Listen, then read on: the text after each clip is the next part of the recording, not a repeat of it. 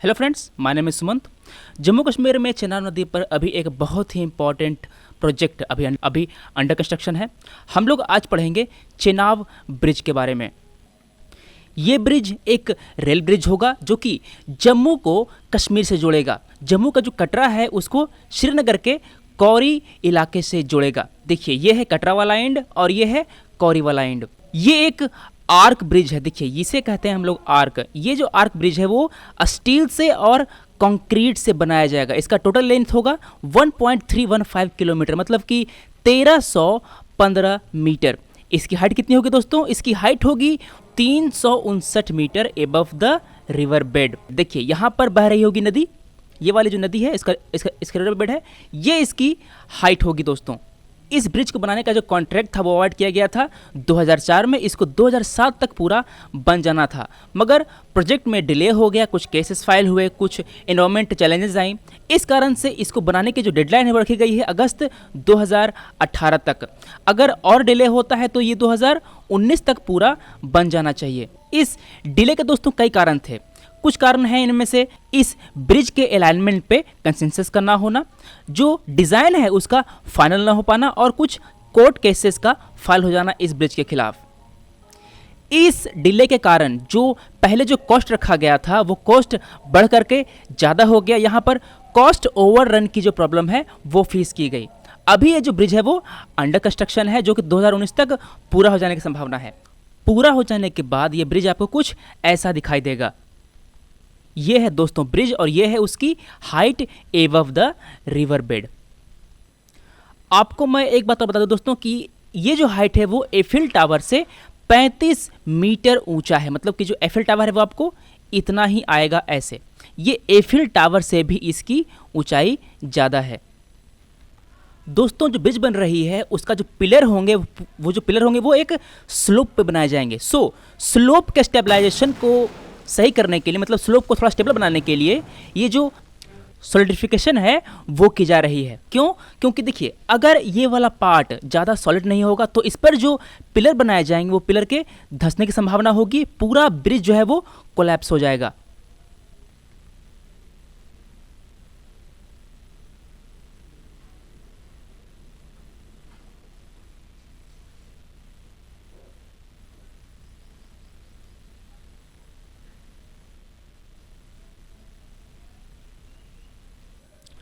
दोस्तों, ये जो ब्रिज होगा वो हिमालयन एरिया में बनाया जा रहा है, इसीलिए वहाँ पर जो नेचर है उसका जो चैलेंजेस होता है वो काफ़ी ज़्यादा फेस करनी पड़ती हैं इस ब्रिज को।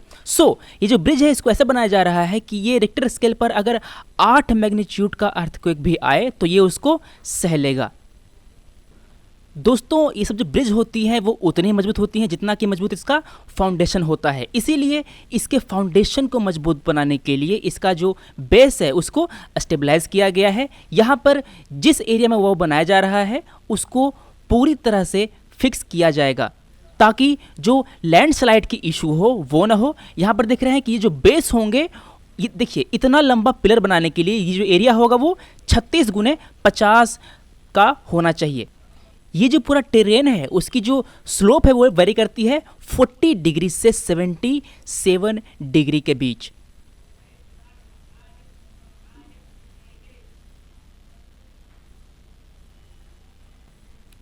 दोस्तों, ये जो पूरा कंस्ट्रक्शन है वो टॉप डाउन चल रहा है, मतलब कि हम लोग ऊपर से कंस्ट्रक्शन करते हुए नीचे की ओर आ रहे हैं। अगर ऐसा ना करें तो जब हम नीचे काम कर रहे होंगे तो जो ऊपर से जो डेब्रिस है वो हमारे ऊपर गिरेगा।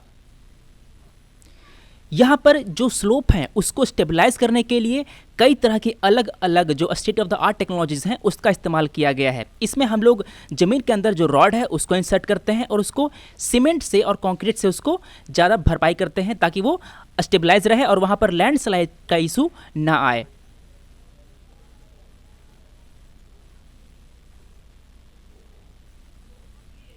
यहाँ पर दिखा रहे हैं कि आपको किस तरह जो पूरा जो टेरेन होता है उसको किस तरह स्टेबलाइज किया जा रहा है।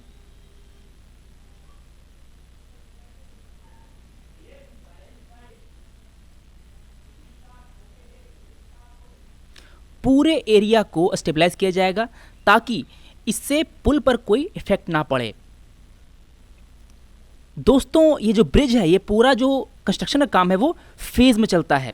2 फेज़ पैरेलली नहीं चल पा रहे थे क्योंकि कंस्ट्रक्शन में इशू आ रहा था। इसलिए जब एक फेज़ का काम हो रहा होता है तो दूसरे फेज़ में जो लग रही मशीनें होती हैं वो बेकार ही पड़ी रहती हैं। इसी कारण से जो इसको इम्प्लीमेंट करने में जो समय है वो ज़्यादा लगा।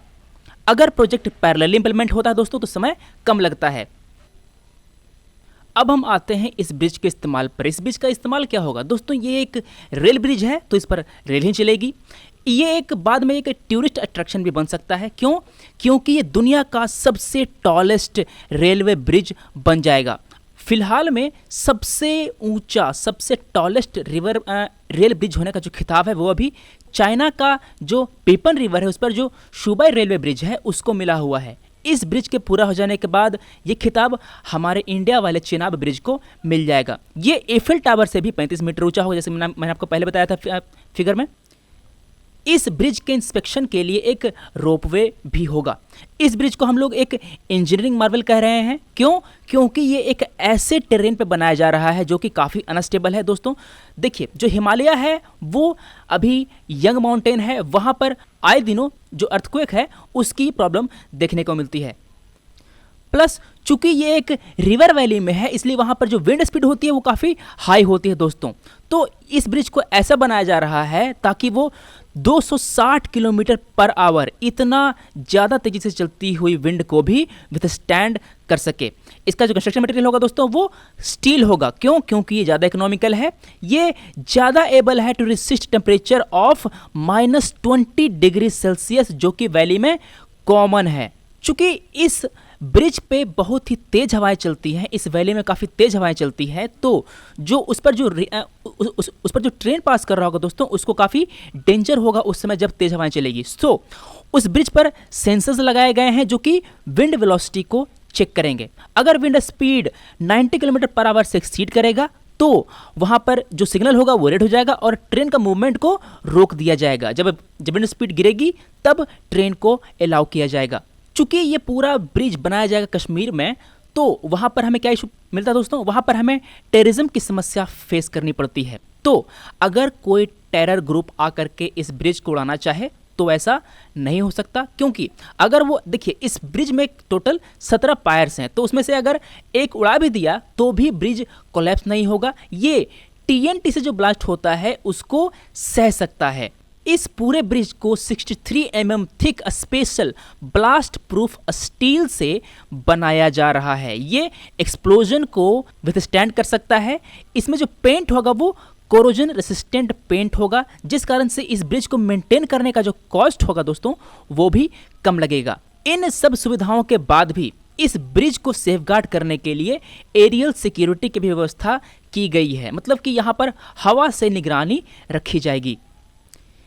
ये ब्रिज कश्मीर के इकोनॉमिक डेवलपमेंट के लिए काफ़ी बेनिफिशियल साबित होगा दोस्तों, और वहाँ पर जो एक्सेसिबिलिटी है उसको ये इम्प्रूव करेगा। पिछले नक्सल वाले वीडियो में मैंने आपको बताया था कि जो ग्रुप होते हैं, जो नक्सल ग्रुप होते हैं, वो अपने एरिया में चल रहे डेवलपमेंट प्रोजेक्ट को बाधित करते हैं, उसको वो नुकसान पहुँचाते हैं। तो हम ये देख रहे हैं कि कश्मीर में जो हम लोग ये प्रोजेक्ट बना रहे हैं तो वहाँ पर सेपरेटिस्ट से और जो एक्सट्रीमिस्ट ग्रुप हैं वहाँ से हमें इस प्रोजेक्ट पे कोई विरोध अभी तक देखने को नहीं मिला। उन्होंने इस कंस्ट्रक्शन में अभी तक कोई डिस्टर्बेंस क्रिएट नहीं की, एक भी किडनैपिंग की प्रॉब्लम नहीं फेस की गई, एक भी केस ऐसा नहीं आया, क्योंकि जो एक्सट्रीमिस्ट हैं वो ये जानते हैं कि ये जो है वो प्रो पीपल प्रोजेक्ट है। मगर देखिए वहाँ पर इतनी भारी मात्रा में कंस्ट्रक्शन चल रहा है तो इसका फ़ायदा वहाँ के जो किसान हैं उनको भी मिला। उनको इस ब्रिज के निर्माण में जो एम्प्लॉयमेंट जनरेट हुआ उसको फ़ायदा उन्हें मिला। जब इसका निर्माण काम शुरू हुआ दोस्तों तो वहाँ पर काफ़ी लोग इंजीनियर्स वो वहाँ पर आए, उन्हें वहाँ पर रहने के लिए, काम के समय रहने के लिए वहाँ पर उन्हें होटल्स की और रिसोर्ट की ज़रूरत थी। अगर कश्मीर में आर्टिकल 370 नहीं होता जो कि कश्मीर को एक स्पेशल स्टेटस प्रोवाइड करता है, अगर ये नहीं होता दोस्तों तो वहाँ के जो लोग हैं अपनी ज़मीनों को इन कंपनियों को बेच पाते ऊंचे दामों पर। ऐसा वो नहीं कर सके क्योंकि इस आर्टिकल 370 के कारण अपने लैंड को मोनेटाइज करने में असफल थे। तो दोस्तों आज हमने डिस्कस किया चेनाब ब्रिज के बारे में जो कि 2019 में आकर पूरा हो जाएगा। अगर आप हमारे टेबलेट कोर्सेज और पेंडेंट कोर्स खरीदना चाहते हैं दोस्तों, तो आप हमारे साइट पर जाकर के ये कोर्सेज खरीद सकते हैं। अगर आपको कोई असिस्टेंस चाहिए तो आप इस नंबर पर कॉल करके किसी क्वेश्चन का जवाब मांग सकते हैं और अपना कोर्स है वो भी खरीद सकते हैं। आप हमें बताइए कि आपको वीडियो कैसा लगा। अब हम मिलते हैं अगले वीडियो में। Thanks for watching, take care.